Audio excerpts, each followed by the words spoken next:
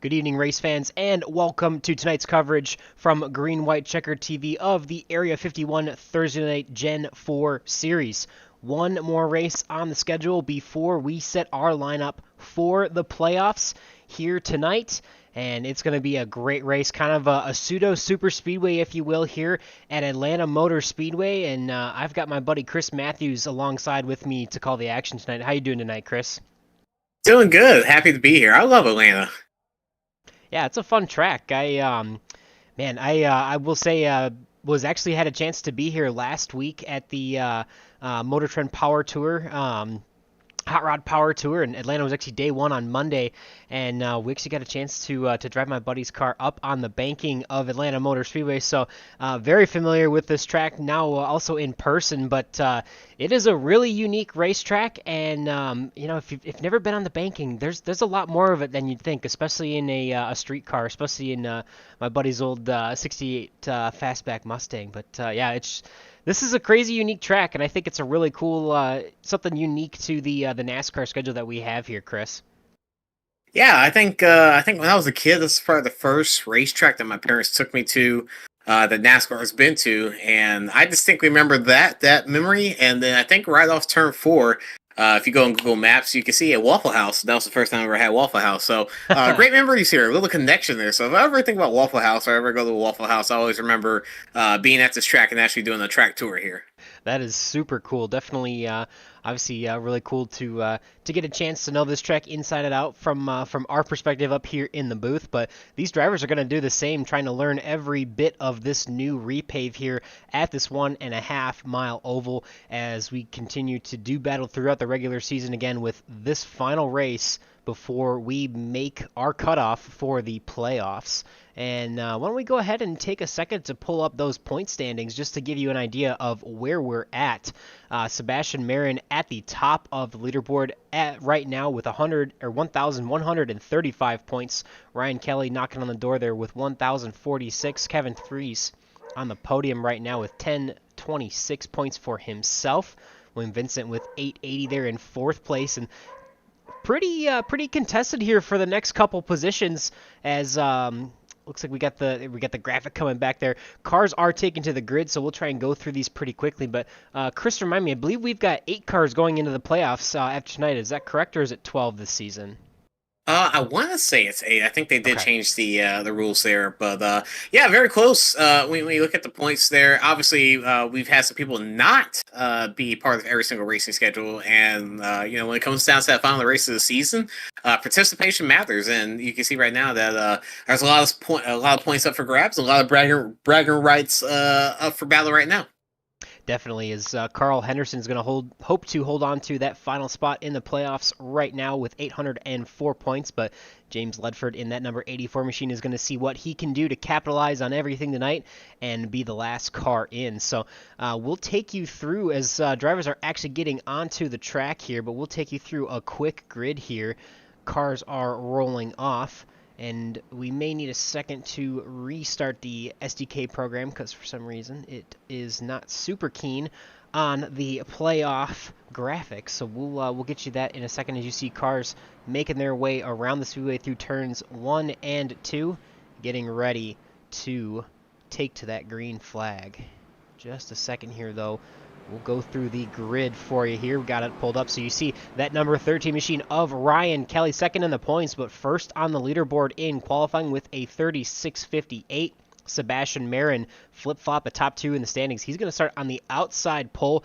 Gabe Butler in third place for Team Bootnaka Esports in that number 88 machine. Definitely a seasoned Super Speedway racer in Gabe Butler there, so look for him to have a very strong night. John Borst there in the number 4 spot, row number 2 on the outside, number 86 as well tonight for Dizzy Motorsports. Kevin Freese, Steve Karozik in row number 3. Eric Laurie and James Ledford in row number 4. Gael Brooks and Josh Laston rounding out your top 10.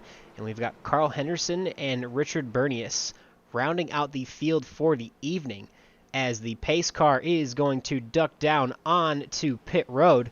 And we will be underway for 90 laps here at Atlanta Super Speedway. Yeah, fun. Oh, we Oh, we got a already have wreck a wreck. already. Oh no. Oh, wow, that was fast. Oh, and it collected a good majority of the field there too. Man, that was wow. Let's see if we can take you back to that. Looking like Josh Laston, Carl Henderson, John Borst potentially involved here. Let's see if we can pull up a replay and get an idea of what happened. At this point, the wreck is already happening, so let's see if we can pull up another spot for that replay here. As you see, man, looks like the '07. No, the 86 of John Borst there, hard into the outside wall, making contact with Gabe Butler. We'll try and take it back one more time and see if we can get the start of where this all happened and make sense of all of this. But I think that's a little bit of a wheel spin. Obviously we race mostly on the super speedways, but I think because we're at a cookie cutter that has been converted, there's still a little bit of that wheel spin that happens. So I feel like that's what happened.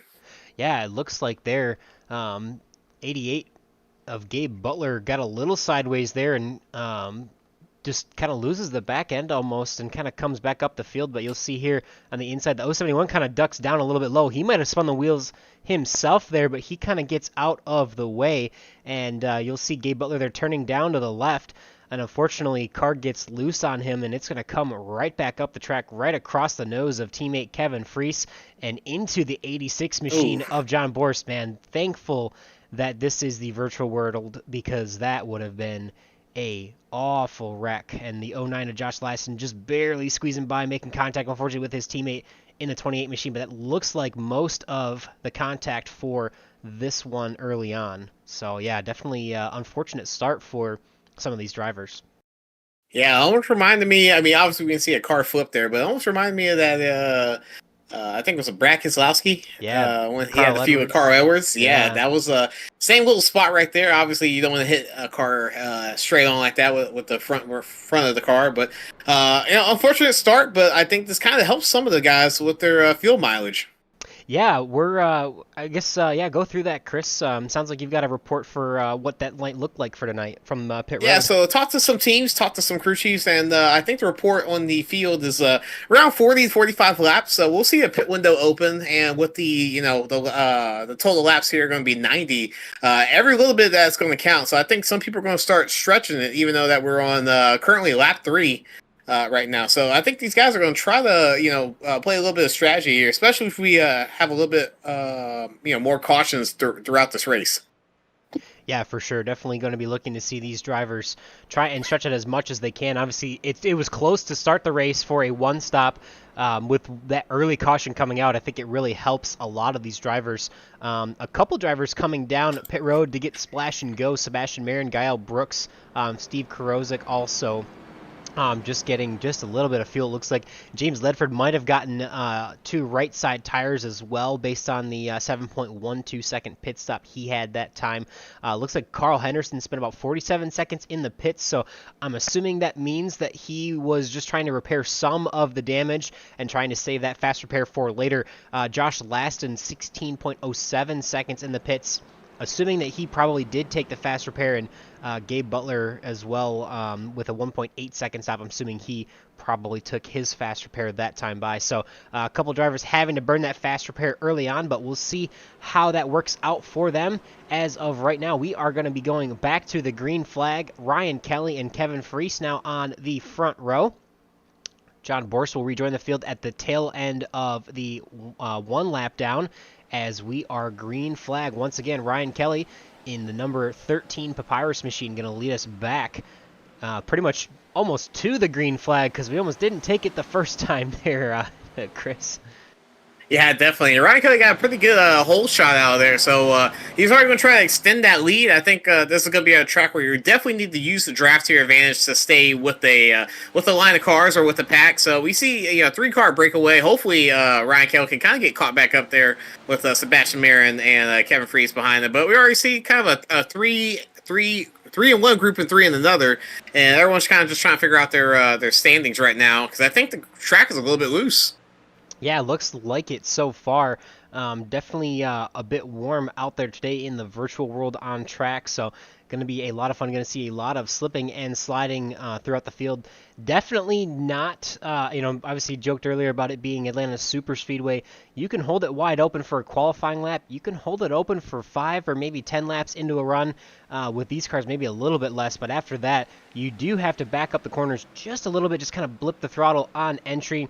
And you still get that super speedway draft style racing, as we'll probably get to some of these drivers catching back up here with the draft. But so far, thinning out just a little bit here. We see actually Steve Krosick there running a 30.86, the fastest lap of the race so far. So he's trying to make a move on the high side, make things happen and get back towards the front. But it is Ryan Kelly continuing to lead this one here, as Sebastian Marin's going to try and challenge on the outside heading into turn number 1. Yeah, Sebastian's going to use that outside line, which I think I saw Steve do about half a lap ago. That's going to be probably the fastest line over the course of this race. And, you're just going to save some tires. And obviously Ryan Kelly had a pretty good hole shot at the beginning of this race right now. So I think these guys are going to start looking for more grooves, as I think Korsak is going to stay up top. I think he has something to work with right now.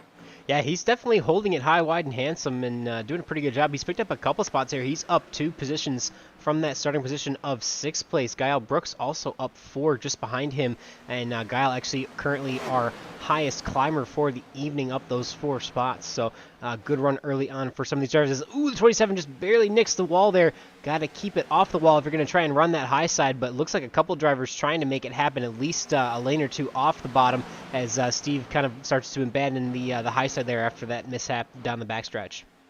Yeah, a little bit of a risk right there, risk and reward. Kind of lost out on that, but with that effort that he put in, he's already made this 3-car gap into a 4 or 5-car race. So a lot of people are tagging on to the back of what Steve's doing, and now this is actually starting to become a little bit more of a competitive field. So we see Ryan Kelly.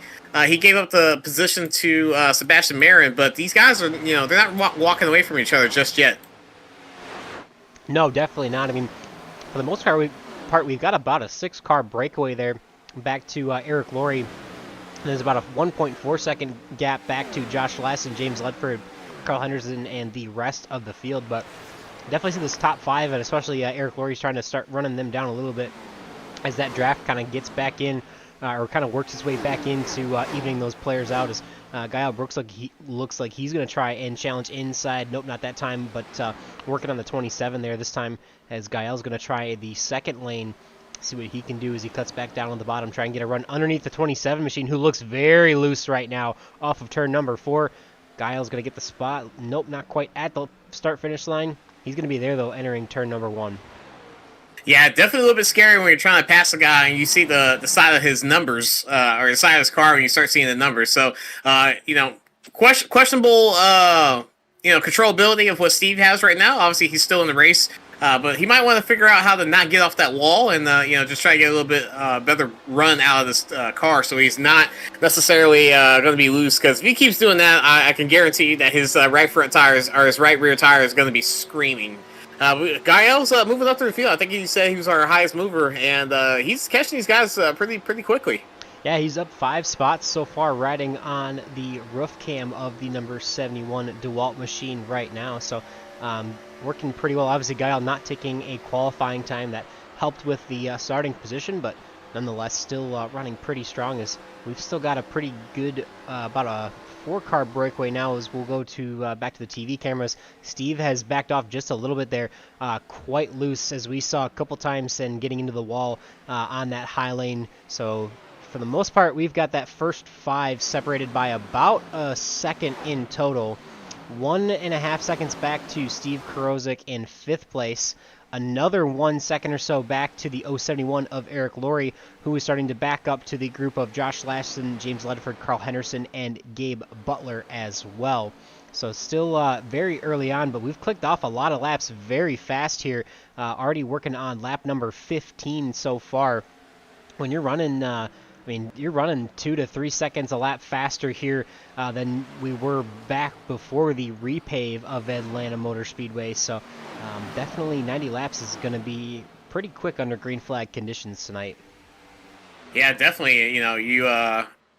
you kind of put it right there on the nail of the head. It's going to be a very quick race. The track's a lot quicker now, and the way these guys are lapping, and usually when you get a repave, it's almost a one-lane track. But this still being Atlanta, a lot of these guys are still looking for all the lanes that they can run. And look at that, what Ryan Kelly's doing. Anytime Sebastian goes one way, he kind of goes the other. So Ryan used to be running the bottom line. Now Sebastian was running the bottom there, so he went up top. And I think that's the chess game that these guys are playing right now. And with them running so close to each other, I think they're really just having fun and trying to figure out who has a better car at this point. Yeah, definitely. I mean, there's 5 wins between the 3 drivers at the front of the pack this season. Between I think it was the first 7 events so far. So a majority of your wins right here under a blanket at the front of the field, definitely showing why they have earned the right to be at the front of the point standings and being the ones in contention for this championship. But it is still very early on. Obviously, we've got 4 weeks to play for that championship at Las Vegas in, I believe, not 2 weeks' time, but actually 3 weeks' time, with a couple off weeks we have here before we go back to Auto Club, Nashville Super Speedway, and Homestead as well to round out the season. So definitely going to be exciting to see these guys battle over the next 4 races and see who will come out on top. But obviously still got to get through the 90 laps here tonight to set that 8-car field and see who is going to make their way to be eligible for that championship. Yeah, definitely, and I think this is an exciting thing about the championship, especially when we get ready to have a little bit of a break in the season.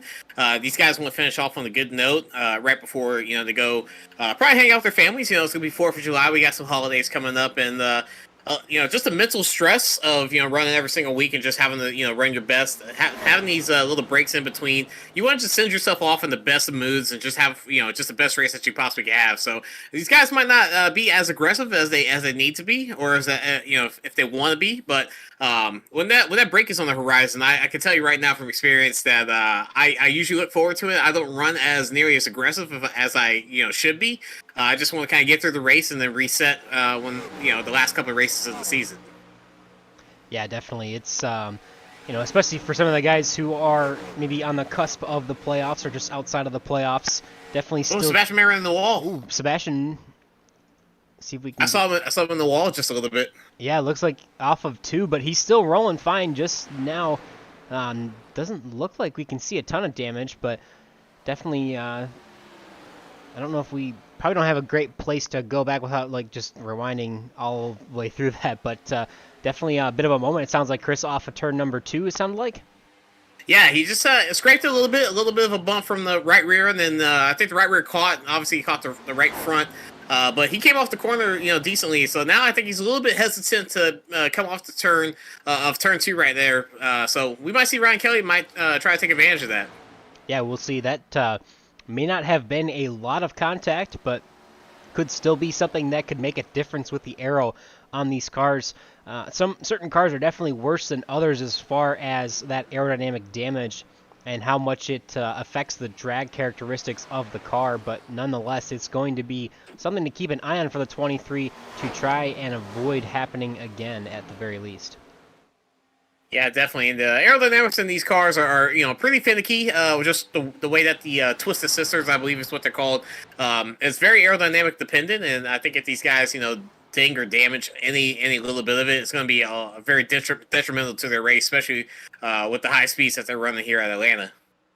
Yeah, definitely. I mean, I think it's pretty obvious that this is the fastest 1.5 mile track that we have in probably the world, but also just in stock car racing and in NASCAR and in American racing in general. But yeah, there's definitely a lot more speed. Obviously, the banking in the corners, 28 degrees is a lot of banking for these cars to be able to get around this speedway at that high rate of speed.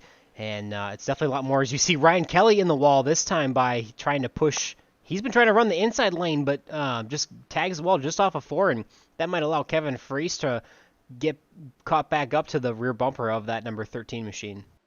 Yeah, I think a lot of people right now are starting to lose some grip. I've seen somebody like Steven Korsak. He was running up there for a little bit, and now he's kind of dropped back. He's under pressure of losing position 6 right now. So these guys right now, some people are coming alive, some people are falling back, and Not too sure if this is lap 24 we're running right now. So they've run about 24 full laps besides the guys that wrecked. So they're coming to that kind of pressure point, that halfway point of the tire life where these guys might start having to rethink their strategy if they want to do a one stop.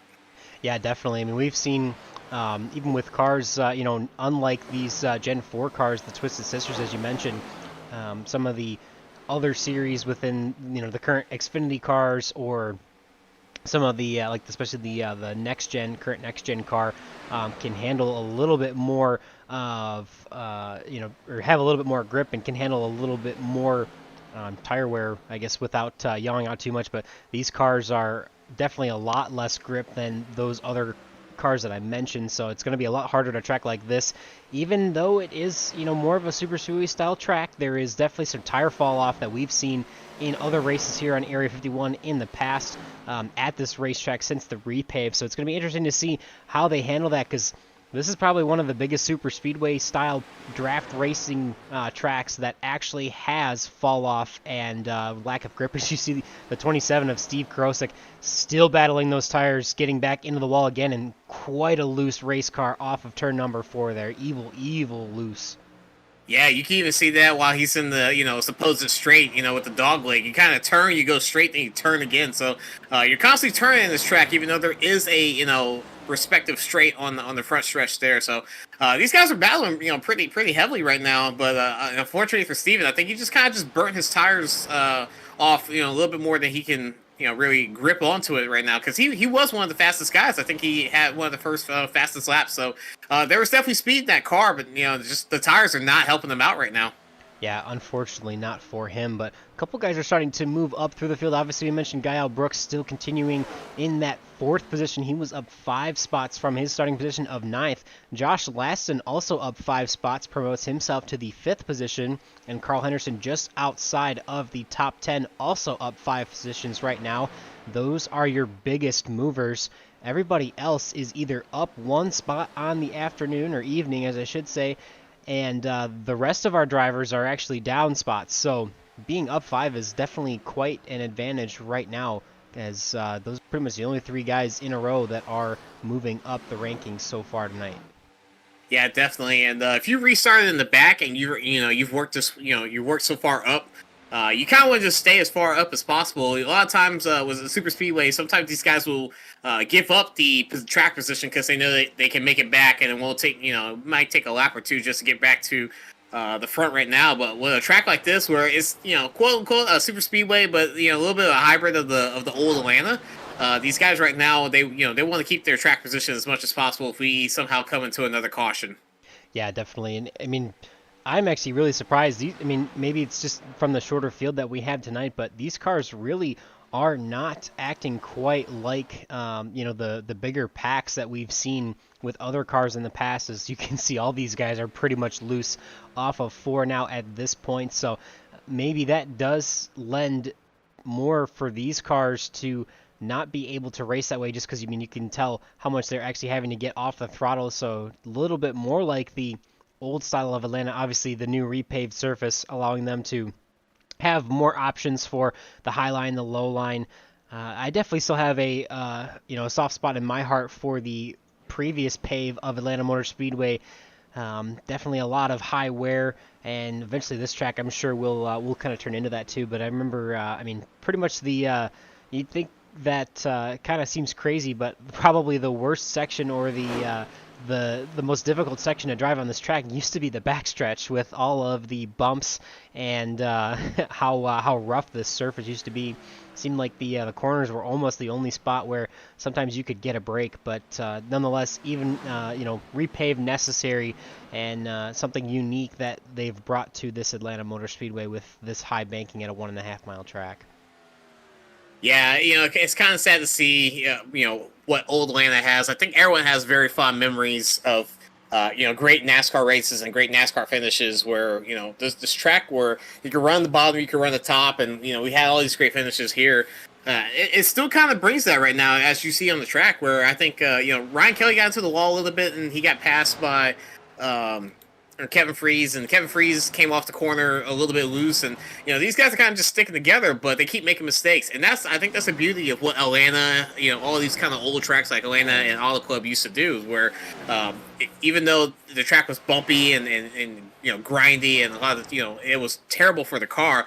They gave us all these great perspectives of the race because these guys were just searching for grip every single play, so they were constantly working. Yeah, definitely a lot of fun to see those guys try and move around a little bit, but we've got a couple lanes going here so far tonight, which is fun to see. Definitely not necessarily something that worked as well on the old surface, but you can definitely see high, middle, low lanes all working for a bunch of drivers. As looks like we've got one driver on pit road. Gael Brooks going to try and split this into looks like a two-stopper from here on out, as he's going to be coming off pit road here as we see now rejoining the field. So first car to pit under green flag conditions. We're going to see if anybody else answers the call or if other drivers are able to stretch that fuel all the way to a one stop or not. But look for that to happen. As man, who knows, maybe it's just the tires that they're trying to get. As you see Sebastian Marin there very loose off of turn number 4, makes contact with the wall again. Definitely one of the faster cars on the track, but riding that outside wall pretty hard and definitely gotten into it now, I think 3 or 4 times, as he's very loose off of turn number 2 in that 23 machine. Yeah, we talked about the field strategy being around 40 to 45 laps, but I don't think these tires are going to really hold out that long. I think these guys are already losing 2 to 3 seconds from what they were normally running. Sebastian was kind of in the 31 ones, and the last lap around he was in a 33 1. So he's lost 2 seconds, and that's the fastest guy. You got to think that the other guys in the back are running slower laps, so they're probably running 32s. 33s and 34. So I think it's a good idea that Gael tried to make a strategy work, and if he gets a caution, I think it's going to help him out a lot later on. Yeah, definitely. I mean, there's a lot of fall off that we can see, and it's not going to get any better with these guys pushing these cars the way that they are. Kevin Freese actually now taking over the second spot, from Ryan Kelly. He's definitely putting in some work. He was the fastest car on track that last time by, it looks like, and as this time by, it looks like actually Sebastian Marin's going to be a 33.01 to Kevin Freese's 33.07. But as you mentioned, Chris, 2 seconds a lap slower than the rest of the field. The driver on fresh tires right now, Mr. Gael Brooks, just ran a 31.70. So over almost a second and a half faster than our leaders. Even though he is currently 1 lap down, he is starting to work his way back through the field and going to try and get back. He is currently the car in the lucky dog spot, but you see the difference in speed between Josh Lassen and the 09, as the 71 makes very quick work of him off of turn number 4, sailing off into turn number 1 to try and work his way back to the lead lap. He's got about a 42-second gap to our leader, so it's about a lap and a third or so. As we'll pick Sebastian Marin back up. He is on the front stretch now, just exiting turn number 4 across the stripe to start lap number 40 of 90 tonight. Yeah, and his even though he's sitting right now in P1, his car still, these guys are still just sliding through the front stretch. So at this point, I don't know if I would want to go the full fuel run if I know that my tires are just not going to make it. And I think these guys have an unlimited set of tires, I want to say. So splitting this right now wouldn't be a bad idea, especially with the lead that Sebastian has. I think he has a couple seconds of a lead over Kevin Freese and Ryan Kelly, and if that's the guys that you got to kind of look out for. I don't think that's going to be a bad choice, because if you see somebody like Gael who might catch them about two more laps, it's going to be a very advantage move for Gael, because I think he hit on something. I think he found something of a little bit of a secret, and I think you start seeing these guys come in very soon.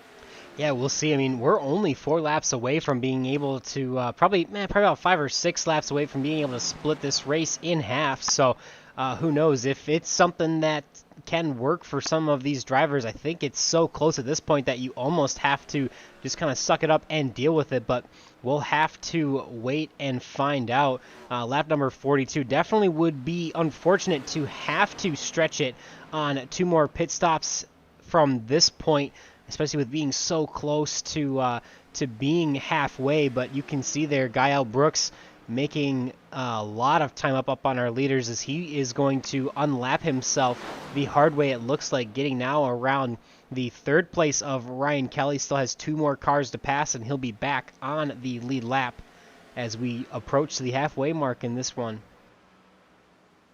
Yeah, it's been a pretty interesting race so far. We had some guys that were looked like they were going to be movers and goers, and unfortunately that just hasn't been the case for some people right now. And Sebastian Marin is just lapping Steve Korosek right now, and looking at what these guys are doing, I can expect them to kind of ramp it up right now. We had some close racing. There was a lot of close groups at the beginning of this race, and I think once this pit cycle happens, either it's going to be spread out or it's going to be even more close.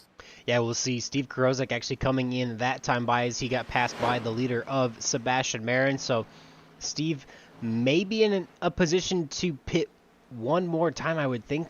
I would believe he would have to, knowing that fuel is about 40 laps, especially now that these cars are so strung out that there really isn't any drafting help to be had.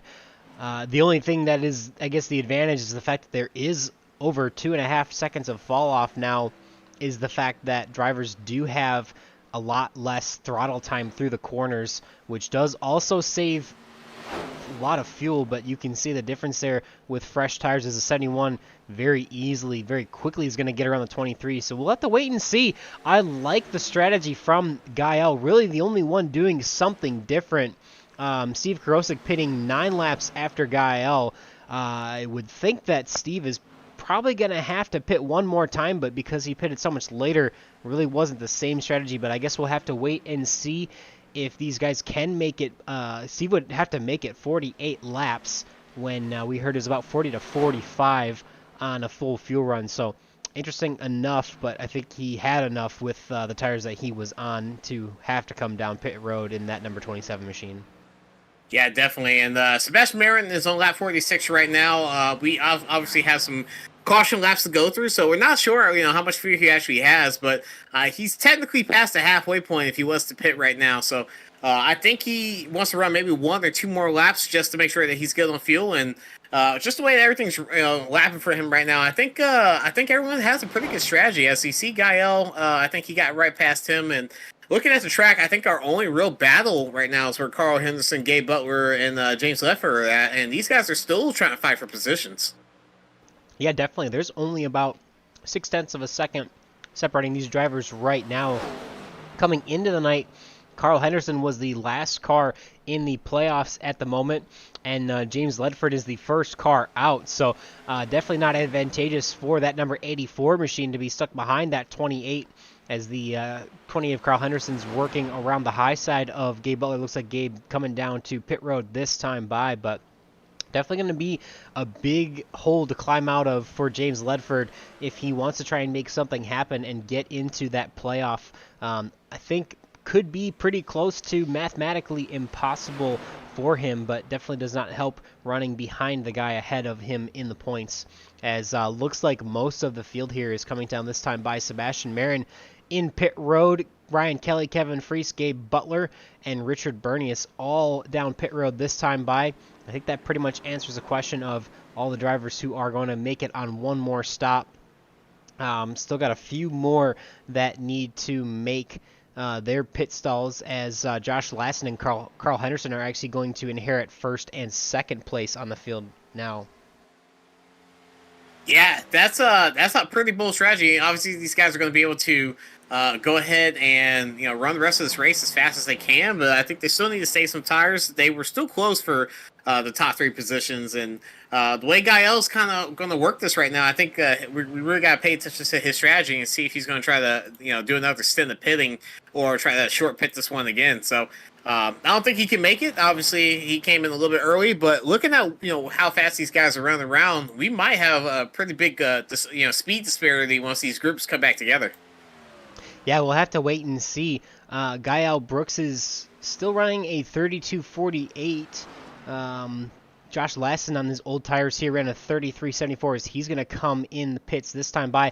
That's actually going to inherit the lead to Gael Brooks, who is currently 12 seconds ahead of Sebastian Marin. Gael still has to make one more pit stop on the night, but he's going to be probably about a second slower than Sebastian Marin, so you'd expect in the next 12 laps or so for Sebastian to catch back up to him. But remember, Gael made up almost an entire lap over Sebastian Marin the last time he pit, or the first time he pit, I should say.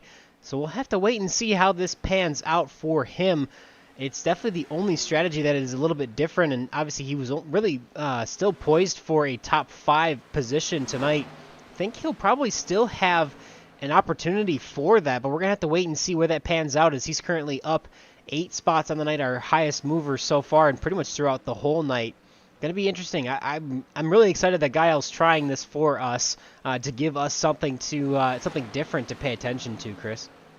Yeah, the best thing that could happen for Gael right now, I believe, is going to be a caution, because everyone's going to want to reset their tires. They've ran maybe 5 or 10 laps right now on what Gael's been running so far. So if everyone can reset their tires, I think this is going to be a very exciting race. And with Gael being, I think, what was that, second place right now?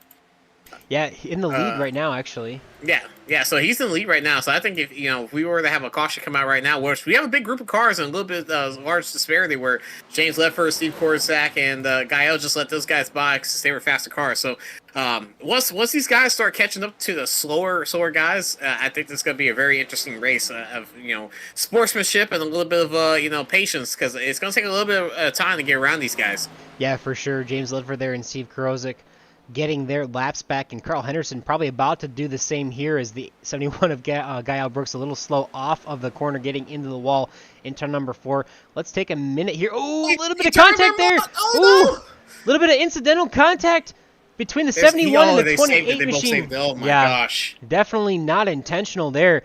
But, man, definitely a lot looser for that number 71 machine of Gael Brooks. He is going to slow down just a little bit, and Sebastian Marin going to have the opportunity to catch back up and take over that lead spot.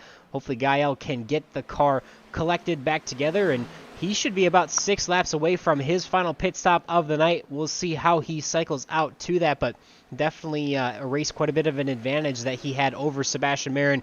Obviously, Sebastian with fresher tires much easily, or passes him very easily this time, as the 23 is going to regain the lead here at Atlanta Motor Speedway. Yeah, just an unfortunate series of events right there, where he had the strategy right there. Everything worked out. He just ended up getting tagged just a little bit. But oh man, that was a little bit tense right there. I my heart was in my throat right there. I thought that was going to be a way bigger crash than it obviously wasn't. So good for all the cars to stay safe right there. But unfortunately, Gael kind of just threw away his the potential advantage that he had as Ryan Kelly goes by. Yeah, we'll have to wait and see for that one, but he's definitely, he's back to 4th place where he was. He's got a 16-second gap back to Josh Laston. I think he still has a great opportunity here to pit in the next couple laps and still probably gain a top 5 spot, but love to see that opportunity for him to try something different. I mean, obviously unfortunate to make contact with the 28 of Carl Henderson there, and definitely I agree with you there, Muff Duff. Definitely he is apologizing hardcore right now. Gael, one of the most selfless people I have ever met, one of the kindest people you will meet in iRacing.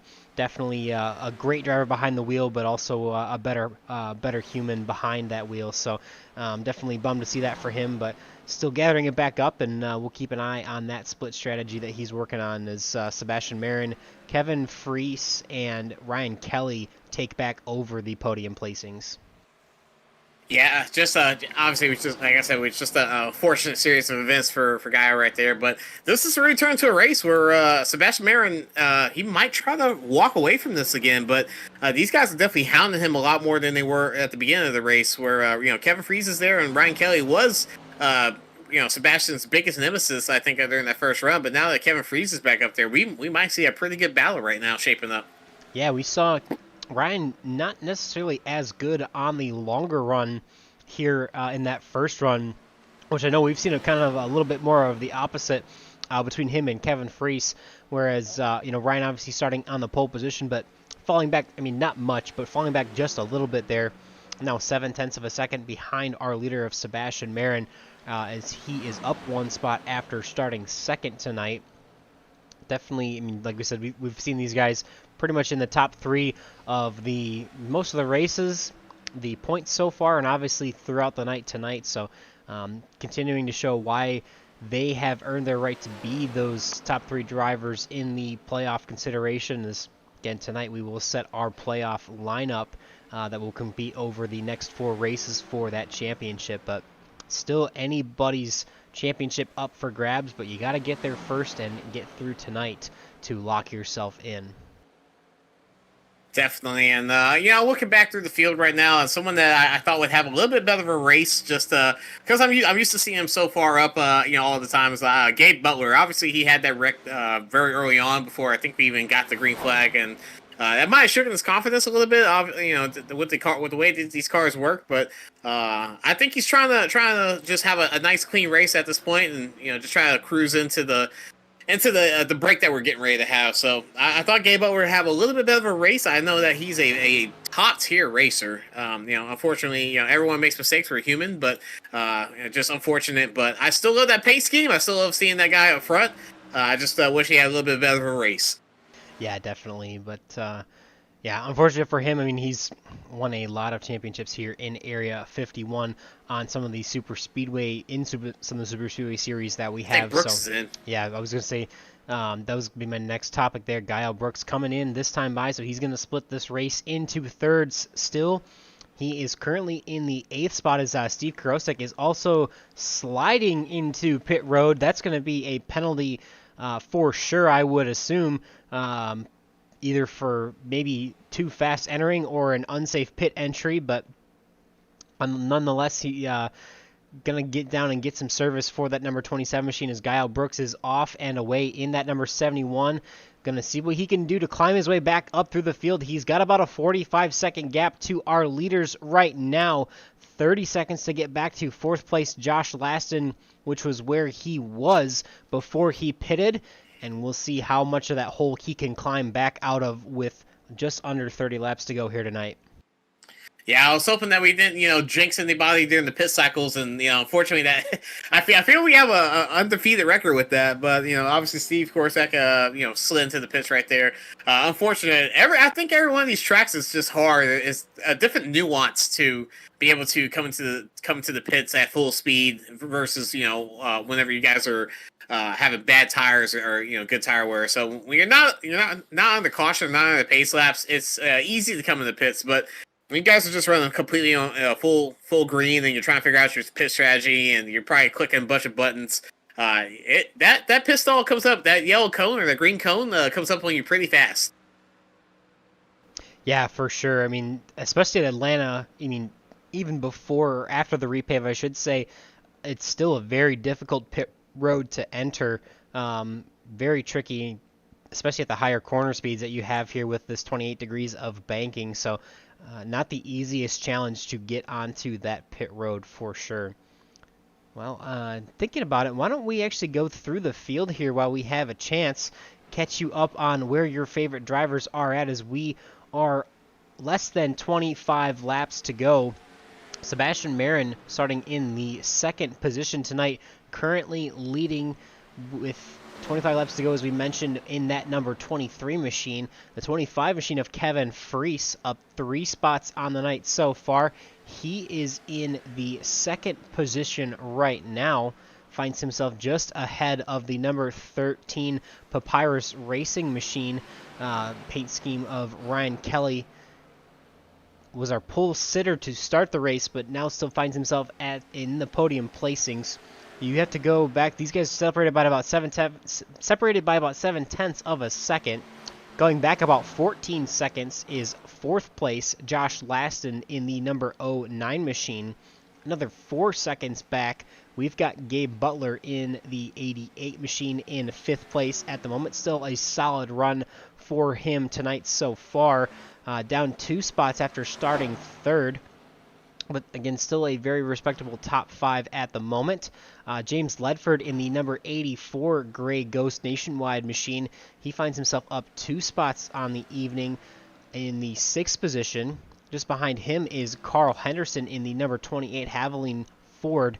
Had a bit of a moment there with Gael Brooks, but an amazing save and able to keep that car rolling there as he is up 4 spots from his starting position of 11th.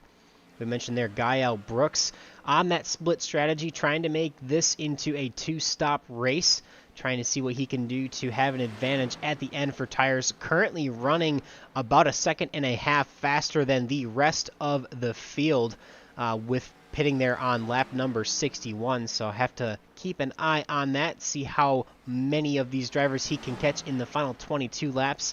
About a second and a half, would assume, or a second or so it might fall off to. Should be able to make up about 20 seconds on some of these other drivers, but we'll have to wait and see.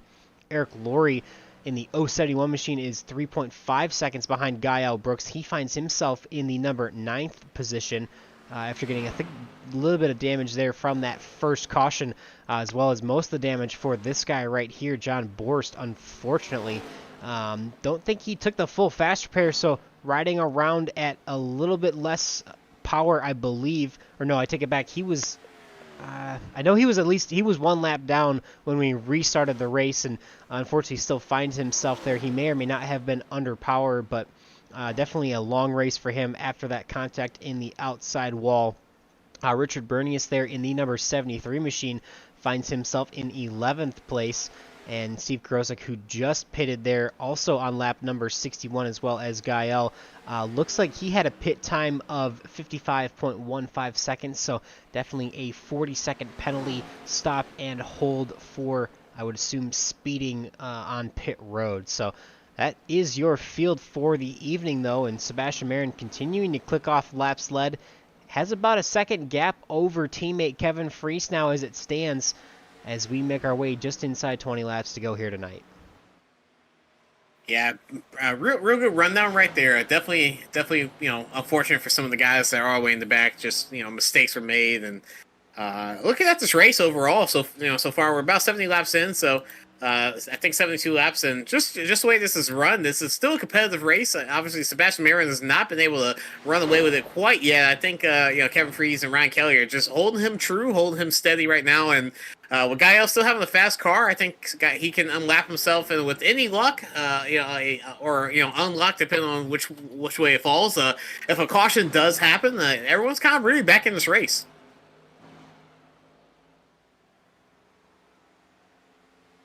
Yeah, definitely. There's still a pretty solid battle here at the front of the pack between Sebastian Marin, Kevin Freese, and Ryan Kelly. Last time by, Sebastian Marin about a second or a tenth of a second faster than Ryan Kelly, who was about a tenth of a second faster than Kevin Freese. So fairly contested still within this top 5, and we'll have to wait and see who is going to end up with that win with 17 laps to go. Gael Brooks is very close to unlapping himself once again, working in the 8th position right now. He's gotten around Eric Laurie, and I think he may not have passed John Borst, I can't remember or not, but definitely got around the 71 got around the 071 machine, and he's going to work on the 13, the 25, and the 23 to get back to the lead lap.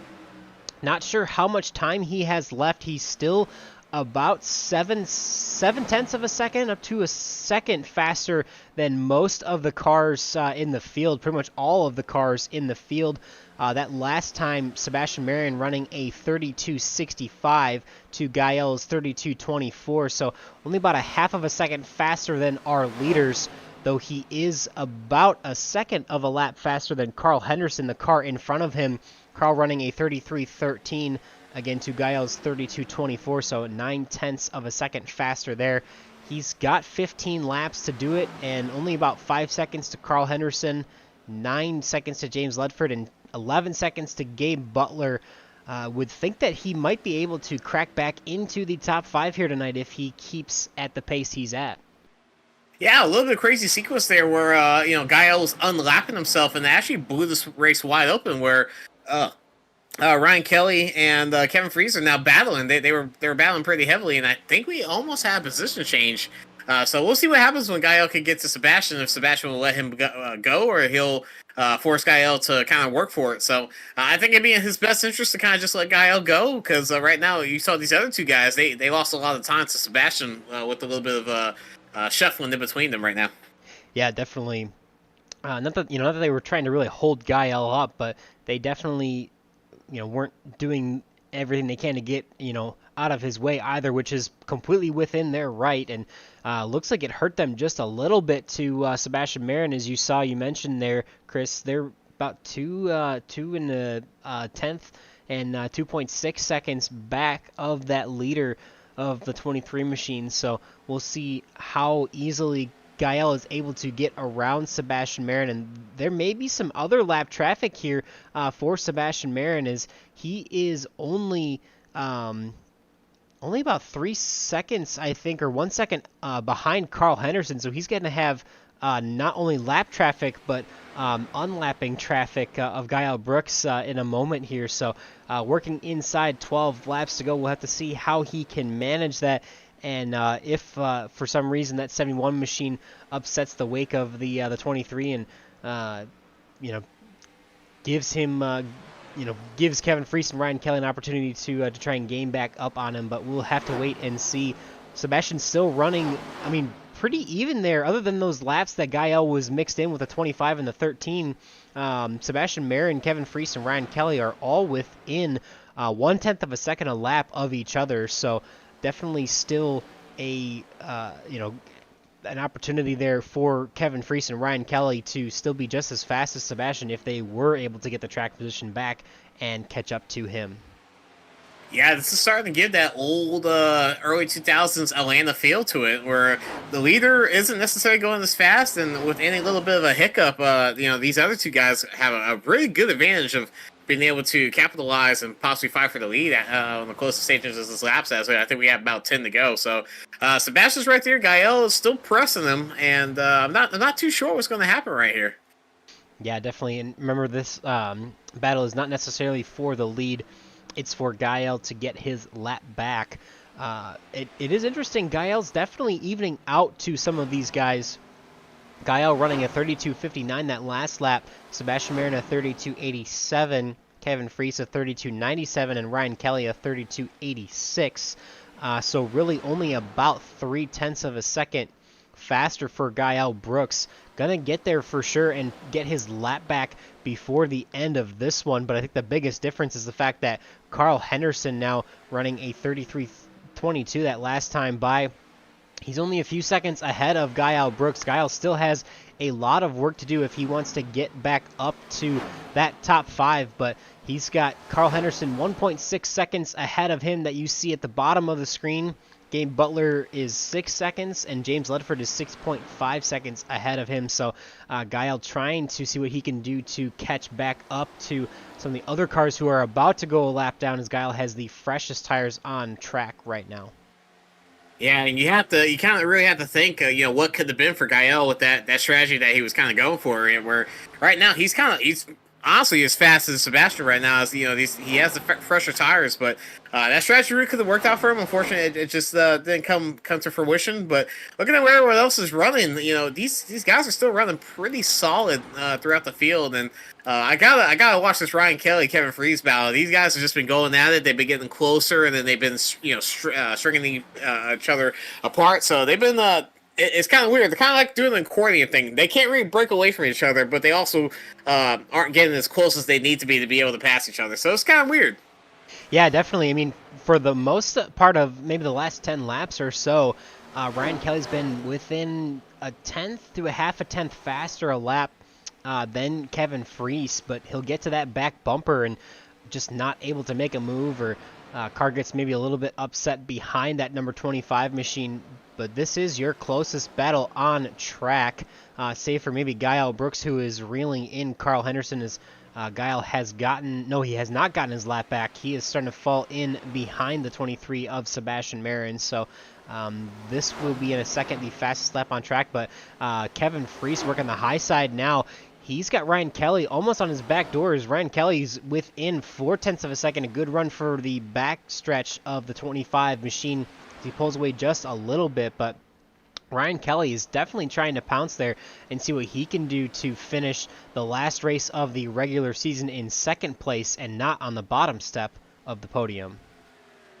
Yeah, it seems like Kevin Freese is able to have a little bit better corner off, while Ryan Kelly has a better corner in. And like I said, these guys just kind of come together, and then they get just a little bit spread apart. So I think with a few more laps, this honestly probably would have shifted the tides right now. So we're about 3 laps left. Yeah, except for the 13 getting very loose off of turn number 2 there. That's going to kill all of the momentum for Ryan Kelly. That's going to be hard to battle back from with 4 laps to go this time by.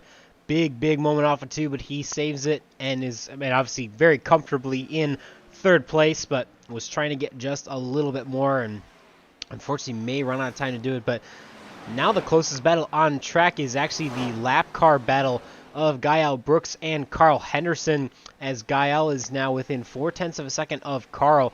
Definitely falling off, probably pushing a little bit there on that final run for that number 71 machine. Should be able to at least challenge the 28 of fellow broadcaster Carl Henderson for that 7th position here tonight.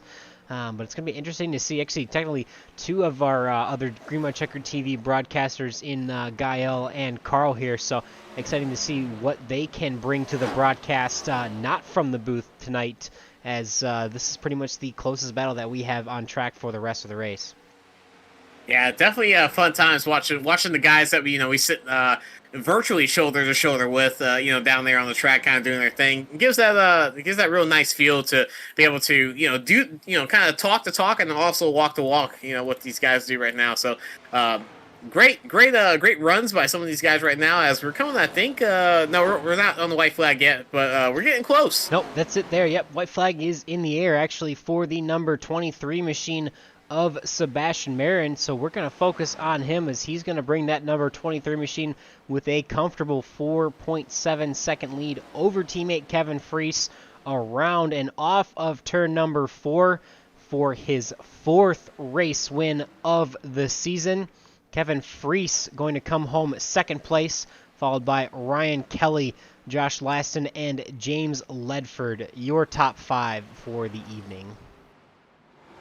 Last couple laps kind of snuck up on us there, Chris. It's definitely, like we mentioned, clicking off quite a few laps there very quickly here at Atlanta Motor Speedway.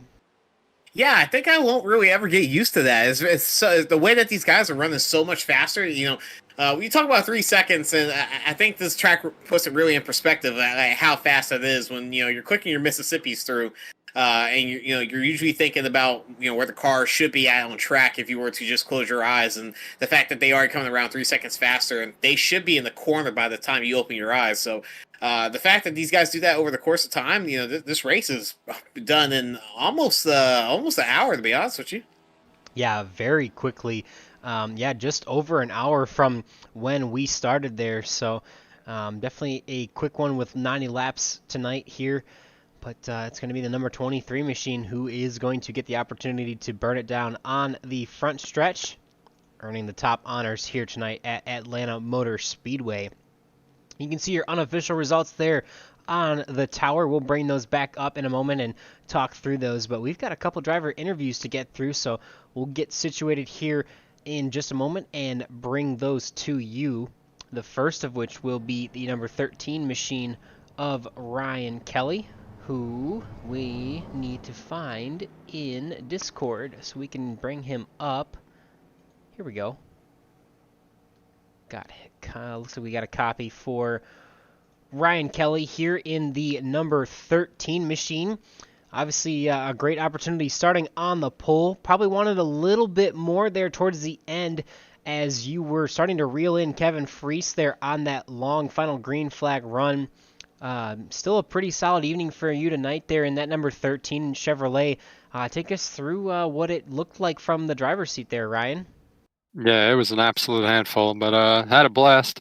Didn't have much for Sebastian, and was trying to stay with Kevin there at the end. But yeah, I think I just burned my tires up a little too much on both the runs there. I know after that first pit stop, my right front was down to 20%. So a couple more laps, and that thing probably would have blown up. So just taking care of the tires tonight was big, and yeah, shout out to those guys for a good race.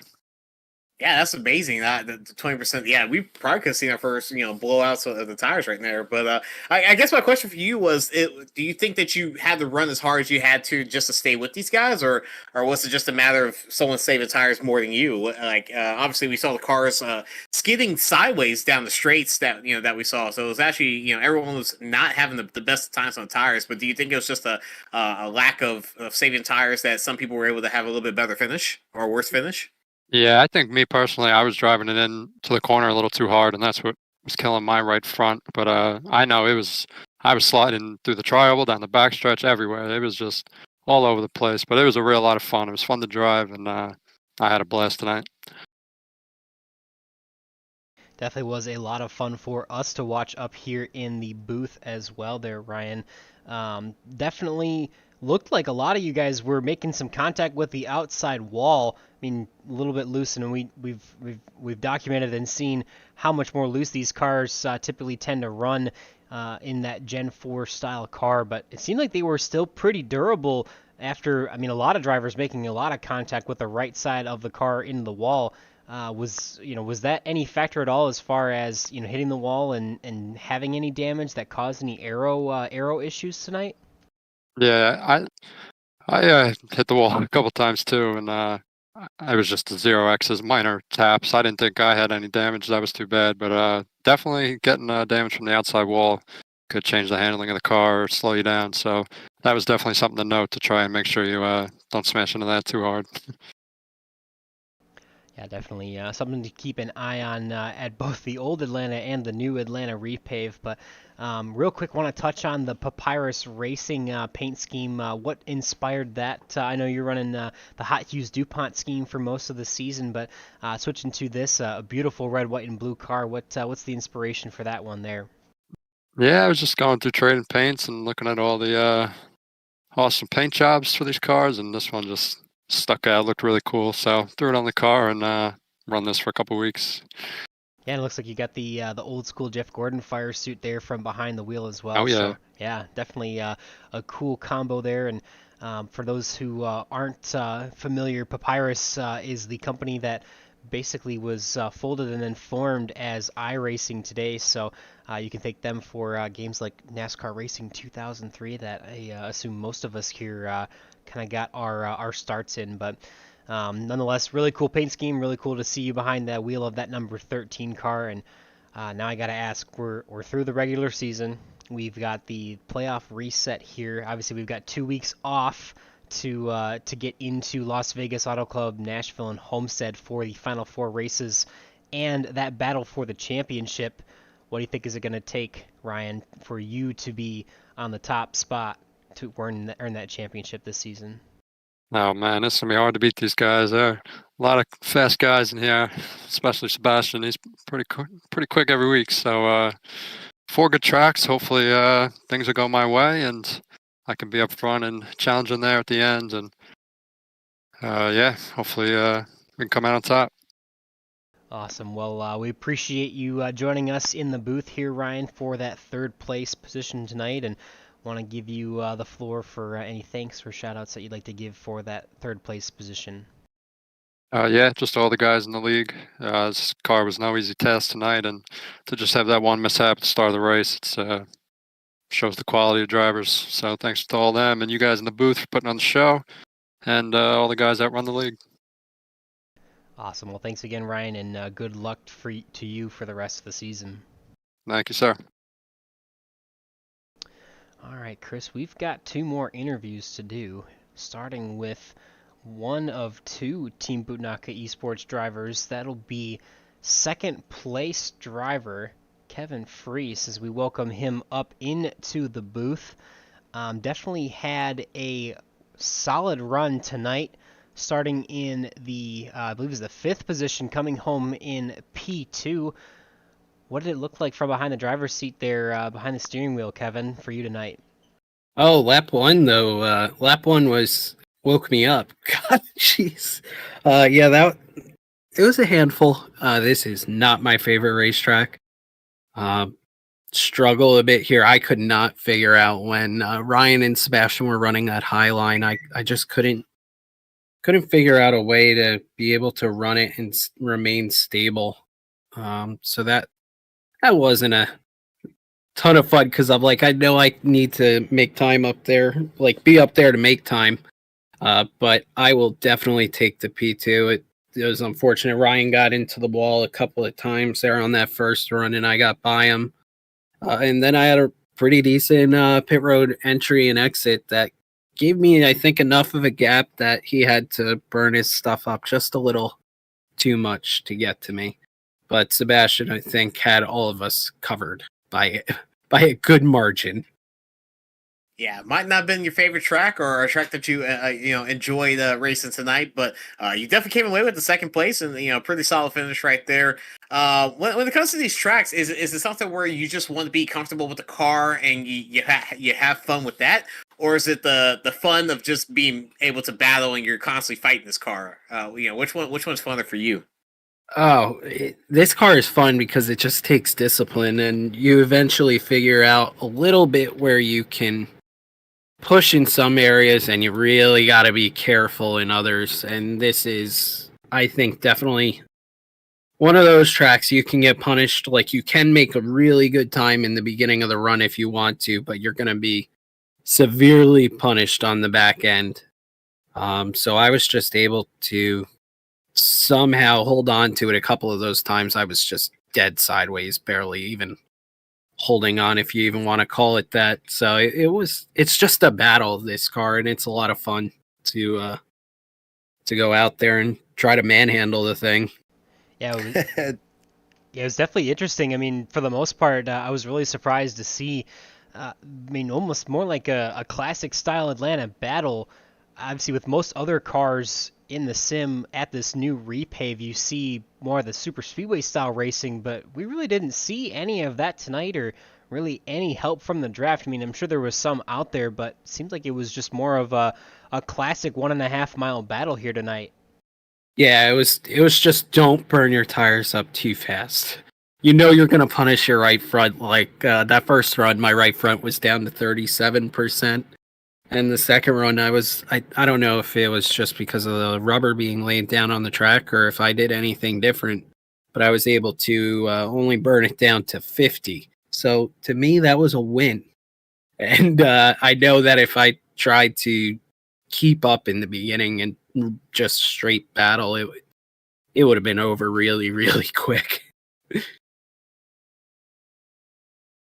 Yeah, it's just, talking about the tire wear. This is probably the first time in a long while that I've heard people be, below 50 on a constant basis right there, where I think we heard someone that said they were, right around 20% on either this run or the last run or something like that. And, that's close to, kind of blowing the tire out. It's pretty amazing to me that you guys are all holding on. I don't think we really had any, you guys got into the wall a little bit, but was it anything where you knew that you guys are kind of hoping for a caution, or you guys are just hoping for someone to kind of mess up? No, I was good with no yellow. No yellow. I'm like, all right, I've gotten here. The only thing I could do is screw it up worse. And then I was just trying to not even look in my mirror at Ryan when he was running me down, because I'm like, I know if I look back at him, I'm going to try and do some like push, and that's just going to be a monstrous mistake. So I didn't want to do that. So I was very happy to see it just keep running and staying incident free for the most part. The backstretch, though, I got sucked into the wall one time, but it didn't give me any damage. It just like was a magnet for my car and made turn 3 a little interesting. Yeah, definitely. I know with the old pave of Atlanta, the backstretch was sometimes the most treacherous part of the track. So, but definitely, it was really cool to watch you guys wheel it out there tonight, and definitely a very hard-earned second place. And want to give you an opportunity if you have anyone or anything you'd like to plug for that second place position tonight, Kevin.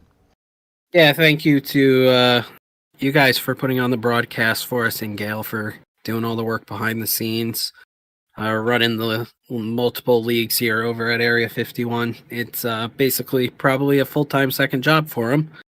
And thanks to all the drivers on track for keeping this one pretty clean. And I can't wait for the playoffs to start, and I'm looking forward to battling with all the top 12. And congratulations to them on making it. Yeah, so I guess I did want to ask you one more question before you head out. Obviously, definitely locked into the playoffs here and top three of the point standings going into those playoffs. What do you think is it going to take for you to be on the top spot and win that championship this season, Kevin? I have to have a really, really solid Vegas Auto Club in Nashville because Homestead and I don't always get along, just like here. Um, so I think it's just going to take obvious not beating yourself and doing something stupid and having a horrible finish because that's really what playoff runs come down to. Is it's nice to go out and win a race, but if you win one and you finish dead last in the other ones, it's not even going to matter. So it's just remaining consistent and not beating myself. Definitely. Well, we'll be very much looking forward to see how that plays out for you through the rest of the season, and want to wish you the best of luck going forward. And thanks for the interview tonight, Kevin. Yep. Thank you guys. Enjoy the night. All right, that leaves us with one final interview on the evening here. Let's bring up race winner Sebastian Marin in the number 23 machine.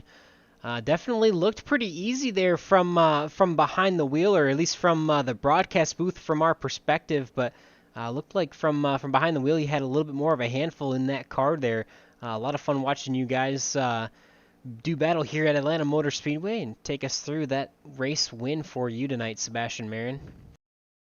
Yeah, just that first stint, I would just kind of found it hard to get into a rhythm. I kept overdriving the car, kept overdriving entry and putting it in the wall or getting on throttle too soon and then getting sideways.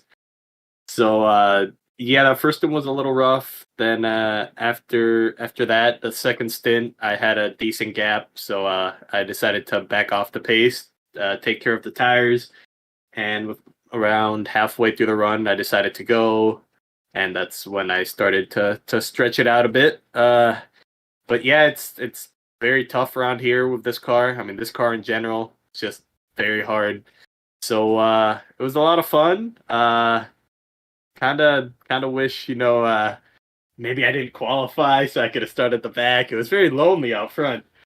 So maybe I should get like a penalty at the start of these races to have a little bit of fun. But yeah, the race overall was good. Just need to be better at consistency. But at the same time, this is my first race back in like a week, so still pretty rusty. But besides that, it was a lot of fun. So I can't wait for next week, and we'll see how. Oh, actually, not. Never mind, right? Because we have 2 weeks vacation. Yeah, 2 weeks. 2 weeks. Okay, so I'll see you guys in 3 weeks for the start of the playoffs, and that should be fun. So hopefully that goes well, and who knows? Maybe I'll walk out of a championship, and if not, well, whatever. It's been a super fun season, just having a blast driving these cars. So.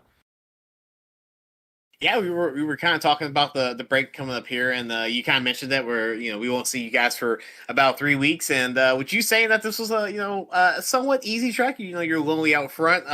Is there anything you're going to do in between these 14 to 20 something days? In between, are you going to try to look for other competition, do some official league racing? Is there anything to keep your skills sharpened that you plan on doing during this break? Yeah, the track itself isn't relatively easy. It's more just taking care of the tire, because this track can be very inviting to just go, right? Because it is very fast on new tires, but tire fall off is massive. So I wouldn't say the track itself is necessarily hard. It's just more of a combination of you just gotta know to take care of your tires and know which line to run to make the tires last. And yeah, for these 2 weeks, I'll probably be doing a lot of official racing, probably other super speedway leagues, maybe do money racing here and there. So I'll definitely be busy, but I usually don't do any races with this car, so I guess I'll be quote unquote rusty with this car when we come back. So again, I definitely won't be busy. Apologize. I definitely will be busy, but not driving this car. Yeah, so I mean, obviously it seems like you have your work cut out for you. You're gonna be doing a lot of training and other cars and stuff like that. Is there when you come to this league and you drive around these guys, is it a little bit of a you said you get rusty. It's a little bit of just a change of mindset of how to drive these cars with the how they historically run. Not necessarily bad, but it's definitely loose. It takes a lot more of a handle of the steering wheel to get around these cars. Is that something that you feel honed your skills a little bit better, or do you do better outside of this car? I feel like I do a bit better outside of this car. I feel like I'm pretty good. I feel like I could hold my own with some of the top guys, but I feel like I'm lacking a little bit. Just always end of the run pace is always where it hurts me every time that I race this thing anywhere else. So I definitely feel like I have room to improve with this car. I'm obviously relatively fast, pretty good in it, but definitely there's always room to improve. But definitely it's a little bit. I would say it's in the middle. It's not my best car to drive, like the characteristics of it, but it's definitely not the worst one that I usually drive. So it's kind of like in the middle. It's such an odd car because of all the horsepower. So you have to be really smooth on throttle, but the right front is the tire that wears out the most. So it's a balance of just try not to slide the car, but at the same time you got to keep the right front on it. So again, definitely room to improve. So we'll see. Hopefully I get better, and who knows? But it was still a lot of fun to drive. I love driving this car. So yeah, I can't wait for 2-3 weeks time to be back. So looking forward to that. Yeah, definitely. I mean, obviously, took a few weeks for you to get that first win, but now you've won 4 of the last 8. Definitely a great accomplishment so far through this regular season. Definitely locked into the playoffs there and have a really solid opportunity for the run at the championship. But in your opinion, Sebastian, what's it going to take for you to win this championship tonight? Not tonight. To be honest, sorry I'm for the yeah. not oh, tonight. Man, Sorry for the end of the season. Yes, go ahead. To be honest, probably stay out front because I think it's gonna be 3, probably 4 of us that are gonna be the top contenders. And I know they're good enough that even on a bad day, they'll still get a top 5 finish. So it's really just going to try and be consistently in the top 5, if not top 3. I feel like if you can do that, you'll have a really good shot. Because, us out front, it's just week in and week out. I feel like it's the same 3, 4, sometimes 5 drivers out front. So it's just whenever you have a bad day, just make sure you don't finish outside of the top 5, because if you do, it's going to be tough to dig yourself out of it. Definitely, and I mean, there's a lot of racetracks left on the schedule with Las Vegas Auto Club, Nashville Superspeedway, and Homestead, so it'll be fun to watch you guys battle it out for that championship and see who comes home with that trophy. But congratulations once again for yet another win on the season, Sebastian, and looking forward to seeing you in 3 weeks' time. Yes, sir. Thank you. Have a good night, guys. You too. All right. So that'll pretty much do it here for us tonight, Chris. Any final thoughts that you have from this final race of the regular season? Not necessarily final thoughts about the race. We had a good product here. I'd like to thank everyone that's that has been watching us for the last couple of weeks here, and obviously we're gonna get ready to go on the break. So I wish you guys that y'all y'all have a good little break here, and keep watching us here. Subscribe if you haven't. It would definitely help out the channel. And if you're a racer that's interested in doing these races with us, we're constantly looking for people to come and join us. Just get in contact with one of us here. Send a message or leave a comment. And I don't know, man. I have fun. I love Atlanta. I kind of am jonesing for some Waffle House right now, and hope to see you guys again in another 2-3 weeks. Definitely a great race here tonight, and setting the playoff field for the rest of the season. Got a couple weeks here, as we mentioned, off. We'll be back on July 13th at Las Vegas Motor Speedway. Like we mentioned, quite a few racers, race tracks. A lot of fun to see these guys do battle in the Gen 4 Series cars at Vegas Auto Club, Nashville Super Speedway, and Homestead to finish out our season. So hope you all stay safe and enjoy your July 4th holiday. Before we sign off, though, want to bring back those results that we promised and go through those real quick. So we mentioned Sebastian Marin, winner for tonight, Kevin Freese and Ryan Kelly on your podium. Josh Laston pulling off a solid top 5 finish tonight in that number 09 machine, as well as James Ledford in the number 84. Gabe Butler in 6th place in that number 88 position after that early incident on lap number 1 as we were getting to the green flag or the start of the race. Carl Henderson also involved in that incident, able to climb back up to a top 7 position tonight. Guile Brooks on the split strategy for fuel and for tires, trying to make something happen, but unfortunately did not have enough to get back up through the field.